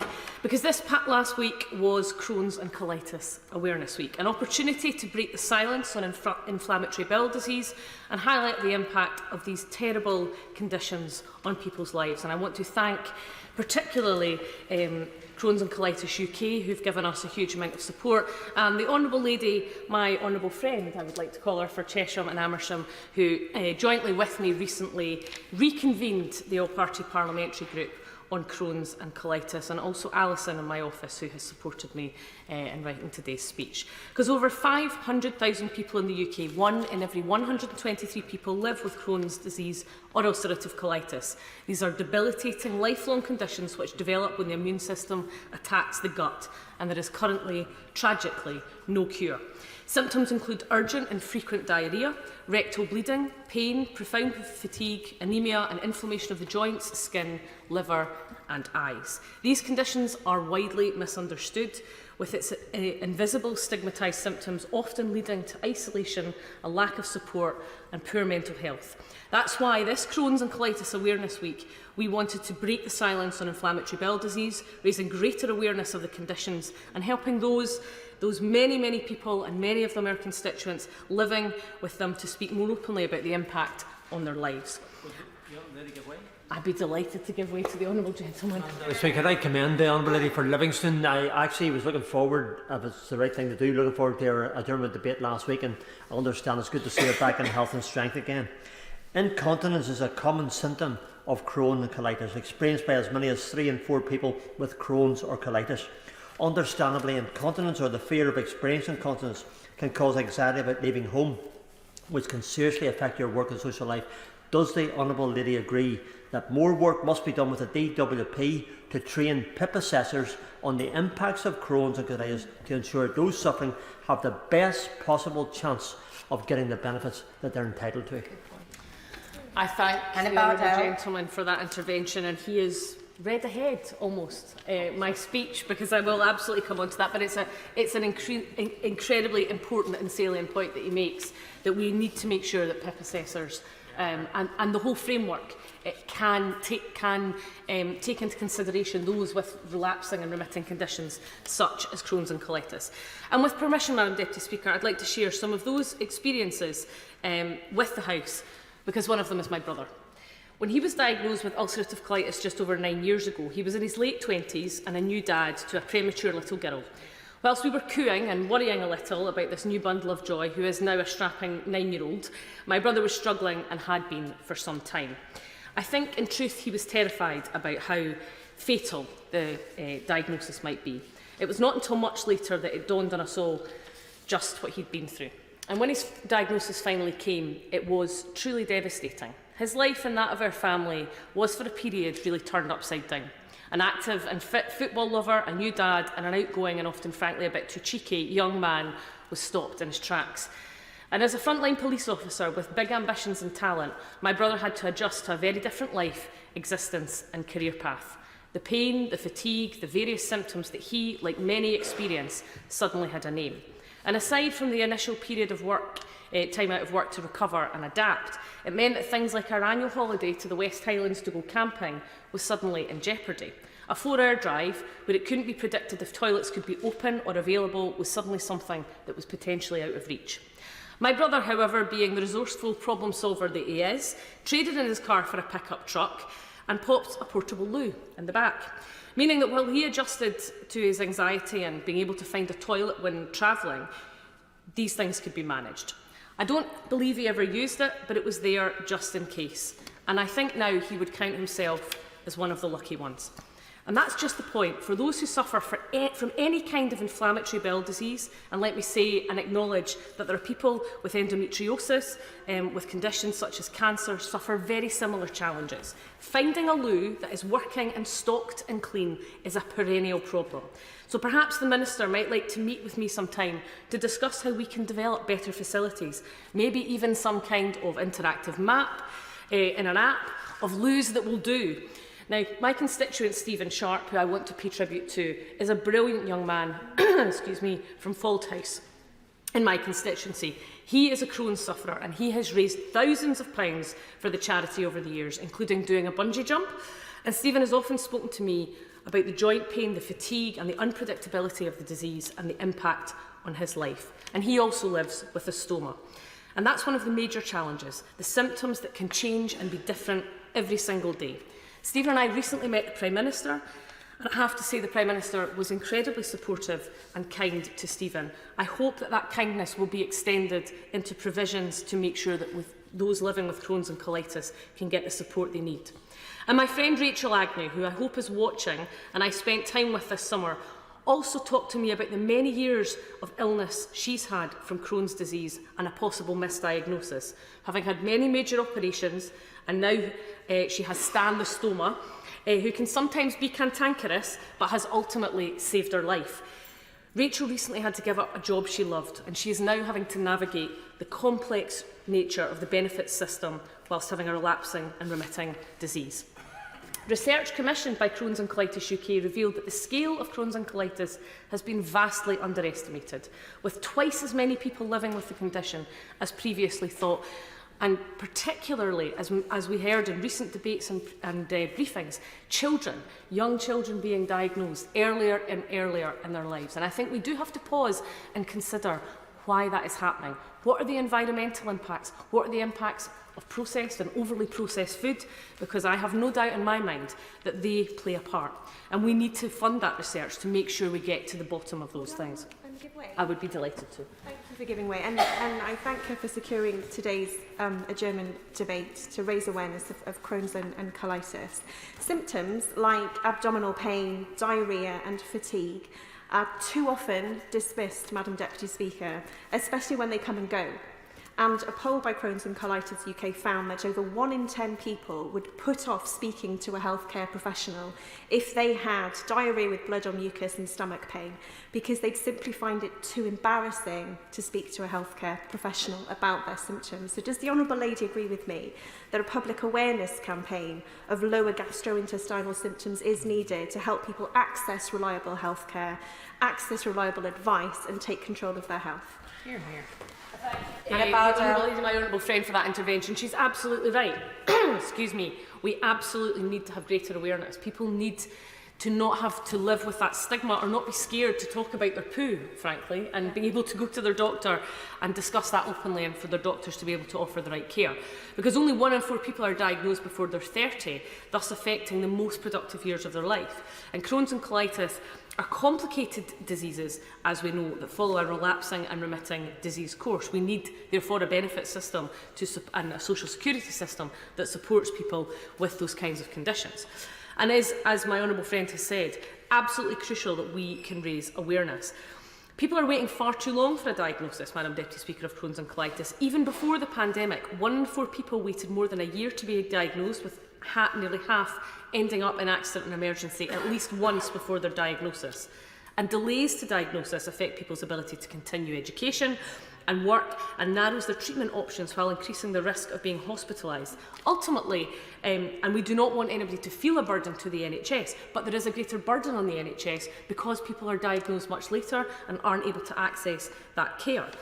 Research from Crohn's and Colitis UK has found that only 1 in 2 people had ever heard of these conditions, and even fewer could name those symptoms. So to make matters worse, people are not facing up to that, not understanding it, and putting it down to other things. So you could say, Madam Deputy Speaker, it's time to talk more crap than we already do. If sufferers struggle to discuss incontinence with their health professionals, it can have a profound impact. But these discussions are vital to ensure those with Crohn's and colitis receive the support and the accommodations they need. And I would like to highlight the work of the SNP-led Scottish Government, who are committed to ensuring those living with Crohn's and colitis are able to access the best possible care and support they have, and to access health services that are safe, effective and put people at the centre of their care. For example, in March this year, the Scottish Government launched an awareness campaign to help increase awareness of Crohn's and colitis symptoms and to signpost reliable information so people feel empowered to seek help from a medical professional when needed. I would be delighted to hear the Minister, when he gets to his feet, say that the UK Government will do the same and that they will work across the UK and indeed internationally with those who are leading the field in research.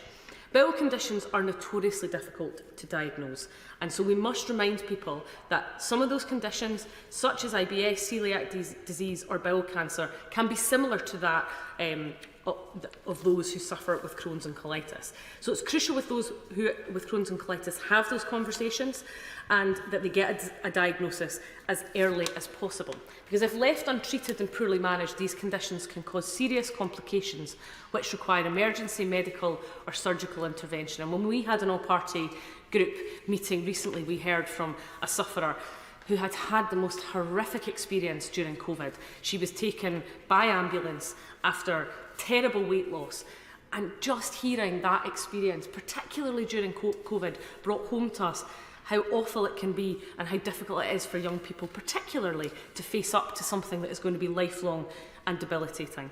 And IBD care is often overlooked and under-resourced. The current resource planning is based on outdated data and the number of people living with these conditions, which we know is twice as many as people that was previously estimated.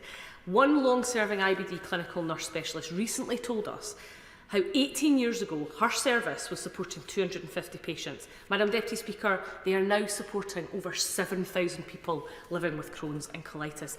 That kind of increase is just not realistic for our healthcare staff to deal with. Consequently, there's a significant variation in the quality of care across the UK. No IBD service currently meets the IBD standards, so we need to work together to improve that. But the Scottish Government will continue to improve services with people with conditions through modernising Patient Pathways programme. It has a specific work stream continuing to promote improvements in inflammatory bowel disease care for patients across Scotland and in partnership with the third sector and people with lived experience. And additionally, the Scottish Government is funding gastroenterology specialty groups which leads on research into Crohn's disease and ulcerative colitis, with a focus on a range of areas, including early diagnosis of these conditions.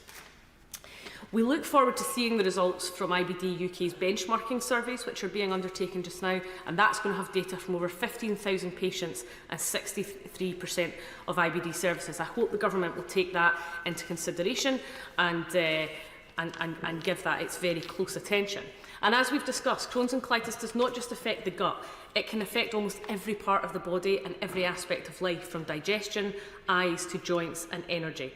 However, many people tell us that the hardest part of living with these conditions is the prejudice and discrimination that comes with living with a hidden disability. Now, the awareness cards that are now available that Crohn's and Colitis and other charities are providing do help. But what we also need is not just awareness for people who suffer from Crohn's and Colitis, but the public at large. When somebody goes to use a toilet that has a disabled sign on it, just because they don't have what looks like a physical impairment doesn't mean that they don't need to use that toilet. 3 in 4 people will experience bowel incontinence, therefore quick access to a suitable toilet facility is crucial, either to prevent or act should an accident occur. And the anxiety, I'll be very happy to give way. I thank the Honourable Member for giving way, and she is really making a very powerful contribution in the House tonight. I believe around accessible toilets, I think that is an absolute key part of part that this government can undertake to really help people who have Crohn's and colitis. I know in my own constituency of Upper Bann, we have rolled out a fleet of accessible toilets. Would you agree with me that that's something that should be mirrored right throughout the United Kingdom, and that more focus should even be placed on the radar keys that are available for disabled toilets throughout the United Kingdom? I thank the Honourable Lady and I congratulate the work that's been done in Upper Bann, and perhaps there is lessons that can be learned and examples that can be taken by all governments across the UK, because incontinence can cause, I know, considerable anxiety. I've talked to my brother often about the thing that is worse now, and when he has a flare-up it can be really seriously debilitating, but the day-to-day anxiety is something that never goes away and is always with those who suffer. What's more, some Crohn's and colitis sufferers have stoma bags, meaning not only do they need to find a toilet, but one that has enough space for them to change and dispose of equipment comfortably, hygienically and in privacy. And I know there was an excellent event recently in Parliament for International Men's Day that talked about the need for sanitary bins in men's toilets as well, and I think that's incredibly important. You know, men often suffer from incontinence, and they certainly suffer from Crohn's and colitis. So making sure that all toilets have those facilities that are safe and sanitary is absolutely crucial. And I'm not sure whether it would require an Act of Parliament, but it strikes me that this would be something that would have support across the House. Because the fear of incontinence or being able to locate a toilet can lead to mental well-being breakdown and lead to social isolation through people choosing simply not to leave their home. We've all been there. We've all had a sickness bug or an upset tummy and either nearly not made it or not made it. Imagine that is your life every single day. So many living with Crohn's and colitis are going to understand, and I hope will hear the calls that come today. But one of the key things that we've heard time and time again is the social security system, because less than 3% of people living with Crohn's and colitis are in receipt of personal independence payment. 4 in 5 are denied the support they need. Words like battling and fighting are often used to describe the experience of those applying for PIP. And I spoke to someone recently who talked about how degrading they felt the system was. And that was somebody who was chronically ill and was often in the situation where they couldn't leave the house, to then be put in the situation that they are scared of going through a system that is supposed to be a safety net is utterly appalling. And I hope that the Minister will hear that and talk more about how the social security system can support people with Crohn's and colitis. Because a system defines the current benefit system defines disability as a permanent and substantial impairment or a person with a long-term health condition which is likely to degenerate. Now, you cannot tell me that some of the examples that I've given, or those who we've taken evidence from, and those who will be watching at home tonight, that their condition is not long-term. There is little recognition of fluctuating health conditions And fluctuating health conditions aren't just Crohn's and colitis, there are many other conditions. So we have to have a system that is designed to support all of those people. Will my honourable friend give way? I'd be delighted to. I'm very grateful to her for giving way. I think she's making a really powerful speech, and I hope that the Minister does hear the point she's making. One of the things that constituents do consistently raise with me in terms of Crohn's and colitis is the impact of benefit assessors' lack of awareness of the impact and the fluctuating nature, as she's describing, of the conditions, and also the need, as they see it, to end informal assessment in the PIP process. Does she share their concerns about these particular points? Yeah, I absolutely do. I mean, fortuitous that she raises that, because the statistics tell us that only 1 in 2 people score points under the toileting needs and continence descriptor, despite the severity of the system and of the symptoms in everyday life. And the fact that 3 in 4 people with Crohn's and colitis will experience it just shows how profound the issue is. So I would like to highlight, however, that the Scottish Government is reforming flexible disability assessment for fluctuating diseases. That is good news for people in Scotland, but what about people across the rest of the UK? And it is consulting with those with lived experience on the mobility component of their adult disability and payment. Now, that includes researching the impact of moving around, planning and following journeys for those with fluctuating conditions. The adult disability payment differs from the personal independence payment, as it intends to get decisions right first time by trusting what people tell Social Security Scotland. Time and time again, I've heard people who have been through the assessment process for PIP and have been undermined and scared. And I know people that just have not gone, including some constituents who've come to see me. They don't want to go through the process because they're so scared of it. We must move away from that. Treating people with dignity, fairness and respect is absolutely at the heart of delivering adult disability payment.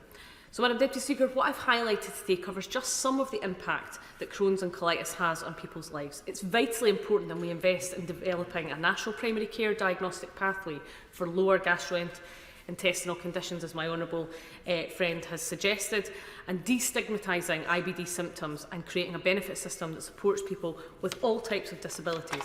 Just as the Crohn's and Colitis campaign said, Madam Deputy Speaker, it's time to cut the crap and give greater awareness to IBD and those who suffer from this terrible life-limiting disease. We have an opportunity to do something really good, to give those who suffer from these terrible diseases an opportunity to take their full role in their communities and do jobs that they may otherwise be unable to do if they don't get that diagnosis and that support as early as possible. So I hope the Minister has heard what we said. I hope he's heard the experiences of our constituents and those close to us, and I look forward to his contribution. Thank you. Minister Andrew Stevens. Thank you, Madam Deputy Speaker. And can I start by congratulating the Honourable Member for Livingstone for having secured this debate on this very important issue. She is a tireless campaigner for those living with bowel conditions, in particular Crohn's and colitis, and she's spoken movingly this evening about her own family's experience of the condition. And can I also pay tribute to the Honourable Member for Cheshire and Amersham, the Honourable Member for Strangford, the Honourable Member for Upper Bann and the Honourable Member for East Renfrewshire for their contributions. I will try to address as many of the points that have been made in the time allowed. I think it's very important that we all do everything we can to break the stigma and ensure that sufferers' voices are heard. I think the Honourable Member for Livingstone has already done invaluable work in helping re-establish the APPG for Crohn's and colitis. I'd also like to pay tribute to the charities who support 500,000 people living with inflammatory bowel disease across the UK all year round. Crohn's and Colitis UK, the Crohn's and Childhood Research Association and the Crohn's and Colitis Foundation, to name just a few. On this issue, as with so many others, it is vital that we do everything we can to break down the barriers to those affected from accessing healthcare. As Crohn's and Colitis UK have said, it takes guts to come forward with your story, and I salute their Cut the Crap campaign. I look forward to working with the Honourable Lady as we find solutions to improve the lives of people living with this disease. As she's rightly said, living with Crohn's and colitis can be a daily struggle. Symptoms of the disease can be embarrassing, leading to people feeling isolated and not reaching out for the support they need. I'd like to focus briefly on 3 things my department and NHS England are doing to help sufferers. Firstly, raising professional awareness, improving diagnosis, and then research. I'd like to begin on the crucial point about raising awareness, because it's key to getting people diagnosed as early as possible. There are two kinds of awareness. First is raising awareness amongst the public, something that the Honourable Member for Cheshire and Amersham talked about before. Stigma is the invisible wall preventing people from seeking the help they need. And campaigners are central to smashing that stigma because of their reach into communities across the country. Campaigners like the Honourable Lady's constituent, Stephen Sharp, who she referenced in her speech, have done so much to raise awareness and break down that invisible wall. Campaigners encourage people to get to their GPs and to ask the right questions. And I'm keen for us to be backing people like Stephen every step of the way. By helping GPs to recognise the symptoms of Crohn's and Colitis through NHS England's Getting It Right First Time gastroenterology programme, the programme ensures conditions are diagnosed as quickly as possible through supporting primary care services, driving appropriate referrals and managing inflammatory bowel disease in the community. The programme is estimated to reduce emergency admissions by more than 6,500 a year. And it's been commended by the King's Fund, who are not always in the habit of showering praise on the government. It's also right that doctors should be properly trained to treat the symptoms of Crohn's and colitis as they appear. In the past 5 years, NICE has produced a range of guidance to ensure that the care they provide for Crohn's is based on the best possible evidence. Madam Deputy Speaker, early diagnosis can make a clear difference to people's quality of life. And we're working hard to improve early diagnosis rates through the Getting It Right First Time programme, through measures that include more 6- and 7-day services and extended hours. These measures are reviewed and expanded endoscopy capacity and improved patient flow. NHS England is working closely with frontline clinical experts, patient representatives and leading charities to develop evidence-based tools that improve care. This includes work to ensure the right care scenario is provided on inflammatory bowel disease. This will set out our expectations of high-quality, joined-up care at every point of the patient journey, from diagnosis to treatment. Officials assure me this is being finalised and will be delivered in the coming year. What's more, NHS England's National Bladder and Bowel Health Project is delivering better care for people with inflammatory bowel disease with a focus on developing clinical pathways. Making a diagnosis of Crohn's and colitis can be difficult and frustrating for patients, as the condition can be confused with irritable bowel syndrome. So I'm pleased NICE have recently made fecal calprotectin tests available on the NHS as a non-invasive, inexpensive method for assessing patients before invasive procedures are required. As the Minister responsible for life sciences, I'm also passionate that we can do everything we can to accomplish better patient outcomes through investing more in research. It's key to gaining a better understanding of the causes of inflammatory bowel disease, leading to better diagnosis, treatments and outcomes. Sorry. Can I thank the Minister? That's a very comprehensive response, and I'm sure all on this side are encouraged by that. However, the Honourable Lady for Livingston and myself did ask specifically about the issue for PIPs, and it's something we're very, very concerned about. I know it's not the Minister's responsibility, but I can just ask us this point. Can the Minister perhaps give us some indication that he would speak to the relevant Minister to make sure that there are movements to help and improve? Thank you so much. I'm very happy to give the Honourable Member for Strangford that undertaking. As he rightly acknowledges, I am not a DWP Minister. I do not want to tread on their toes, but I think there was clear views expressed tonight which I will be relaying to DWP Ministers, because I think it's very important that we get the benefit system right to support all people living with conditions such as these. If I just return back to the research point, Madam Deputy Speaker, we're investing over £1 billion a year in health research through the National Institute of Health and Care Research. We're funding 60 projects into Crohn's and colitis research, backed by over 33 million in the last 5 years. I appeal to every scientist who may be interested in research in this area to keep applying for grants through the NIHR. I will leave no stone unturned in finding out what more can be done to address the needs of people affected by these conditions. And I look forward to working with the Honourable Lady to create the kind of care that people deserve. Whatever political differences we may have, and I'm sure we will agree, that 500,000 people living with inflammatory bowel disease are entitled to the highest possible standards of care and support. I will continue engaging with her and with NHS England to make sure the Getting It Right First Time programme is delivering results for patients on the ground. I began this speech by talking about the invisible wall preventing people from accessing the healthcare they need. Let's tear down this wall together. The question is that this House do now adjourn. As many as are of that opinion say aye. Aye. The ayes have it. The ayes have it. Order. Order.